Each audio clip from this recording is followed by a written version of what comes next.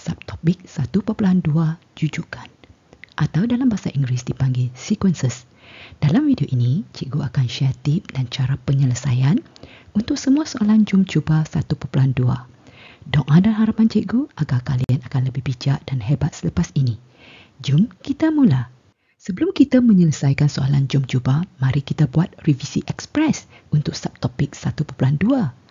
Adakah kalian masih ingat apa itu jujukan? Jujukan ialah suatu set nombor atau objek yang disusun mengikut suatu pola, iaitu corak atau aturan tertentu.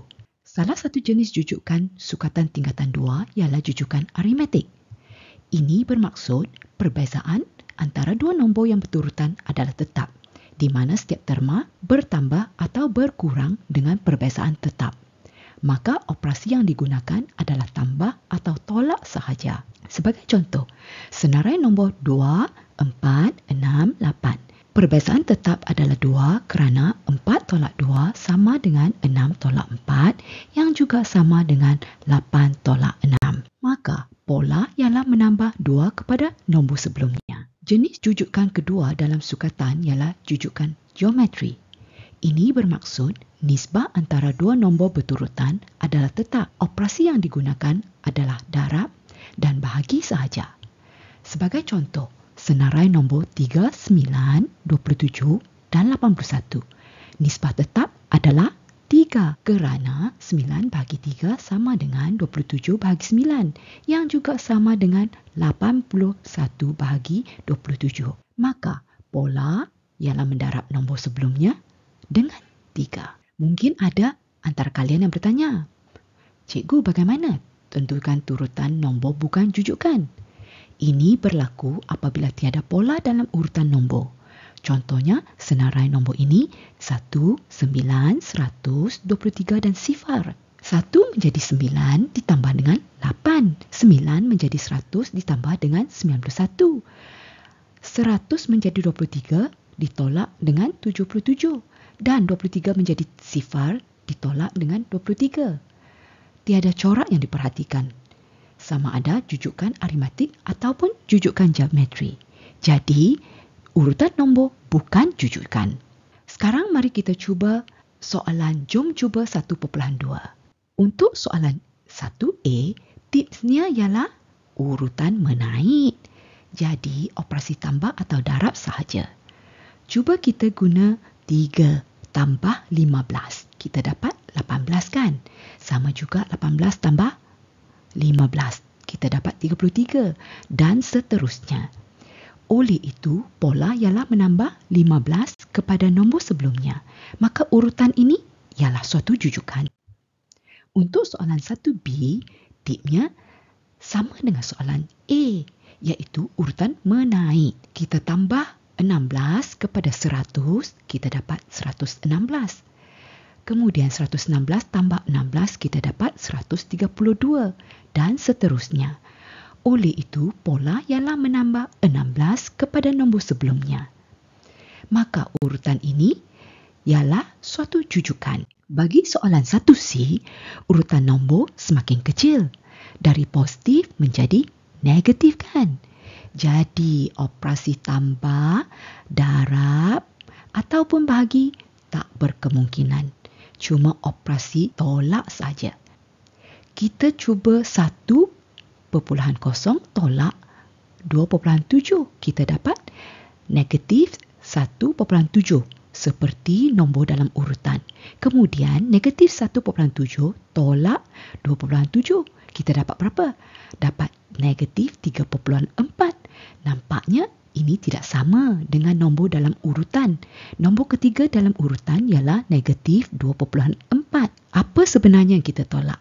Negatif 1.7 tolak 0.7 dapat negatif 2.4.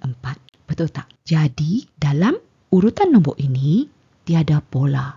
Maka urutan ini bukan jujukan. Untuk soalan D, kalian boleh cuba pause video ini dan cuba dahulu. Tipnya, operasi tambah dan tolak tak berkemungkinan kerana tiada urutan menaik atau menurun yang diperhatikan. Ada negatif, positif, positif, negatif kan? Operasi darab dan bahagi paling mungkin. Kita boleh cuba darab negatif 15 dengan negatif 2 untuk dapat positif 30. Kemudian untuk dapat 60, kita boleh darab dengan positif 2 pula. Jadi, untuk mendapat negatif 120, kita kena darab pula dengan negatif 2. Urutan nombor ini darab dengan negatif 2, darab dengan positif 2. Tiada corak yang diperhatikan, maka urutan ini bukan jujukan. Untuk soalan E, ialah satu urutan nombor pecahan. Pertama sekali, kalian jangan panik. Kalian boleh tukar semua nombor ini kepada bentuk pecahan penuh supaya lebih senang kita nampak nombornya. Urutan nombor menaik, maka kemungkinan besar kita boleh cuba operasi tambah. Jadi, untuk operasi tambah kita boleh lihat kalau dia tambah 1/4 tambah 1, 1/4 kita dapat 1, 1/2. Betul tak? Kemudian 1, 1/2 tambah 1 jadi 2, 1/2. Kemudian 2, 1/2 tambah 5/6 kita dapat 3, 1/3. Dalam keadaan ini, urutan nombor tidak ada pola atau corak. Maka urutan ini bukan jujukan. Untuk soalan F, satu cara mudah untuk spot pola ialah tukar nombor ke bentuk integer dengan mendarab 100. Jadi urutan menjadi negatif 32, negatif 16, negatif 80 dan negatif 40. Jadi kita tidak mudah keliru dengan tanda perpuluhan. Nombor dalam urutan nampak macam rawak kan?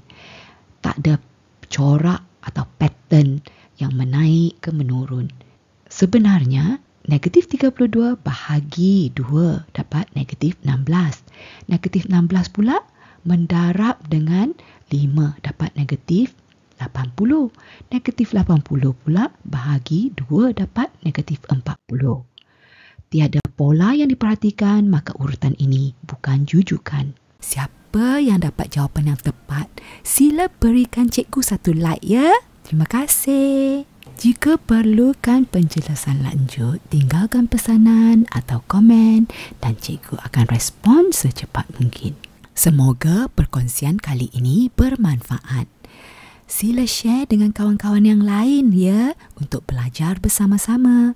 Jangan lupa subscribe channel cikgu agar kalian tidak akan miss subtopik akan datang.